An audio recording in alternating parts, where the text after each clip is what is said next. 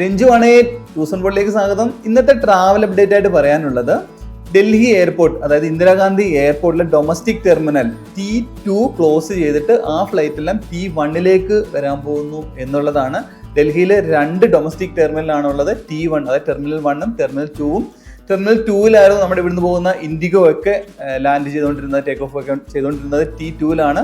ഇനി T2 ഒരു 6 മാസത്തിന് ക്ലോസിംഗ് ആണ്. അതായത് റെനോവേഷന് വേണ്ടിയിട്ടാണ്. T2 കമ്പാരിറ്റീവ്ലി ചെറിയ ടെർമിനലാണ്, അതായത് ഒരു 50,000 സ്ക്വയർ ഫീറ്റേ ഉള്ളൂ. പക്ഷേ T1 എന്ന് പറഞ്ഞാൽ വളരെ വലിയ ടെർമിനലാണ്, അതായത് 2 ലക്ഷം സ്ക്വയർ ഫീറ്റ് വലിയ ടെർമിനലാണ്. അപ്പോൾ എല്ലാ ഡൊമസ്റ്റിക് ഫ്ലൈറ്റും ഇനി T1 മാത്രമേ അവിടുന്ന് മാത്രമേ ഓപ്പറേറ്റ് ചെയ്യുള്ളൂ. അപ്പോൾ നിങ്ങളുടെ ട്രാവൽ പ്ലാനൊക്കെ അതനുസരിച്ചിട്ട് അവിടെ അറൈവലിൻ്റെ സമയത്ത് പിക്കപ്പിനൊക്കെ നോക്കുന്നവർ അതനുസരിച്ചിട്ട് മാറ്റേണ്ടതാണ്. അപ്പോൾ ഇനി ഒരു 6 മാസം കഴിഞ്ഞിട്ട് ടെർമിനലൊക്കെ മോഡിഫൈ ഒക്കെ ചെയ്ത് അപ്ഗ്രേഡ് ഒക്കെ ചെയ്തതിന് ശേഷം മാത്രമേ ഈ പ്രത്യേകിച്ച് ഈ ഇന്ത്യയൊക്കെ എത്തുന്ന T2 വീണ്ടും പ്രവർത്തന സജ്ജമാവുന്നുള്ളൂ എന്നുള്ളതാണ് ഇന്നത്തെ ട്രാവൽ അപ്ഡേറ്റ്. അപ്പോൾ എല്ലാവർക്കും നല്ലൊരു വിദേശയാത്ര ആശംസിച്ചുകൊണ്ട് നിർത്തുന്നു. നന്ദി, ബൈ.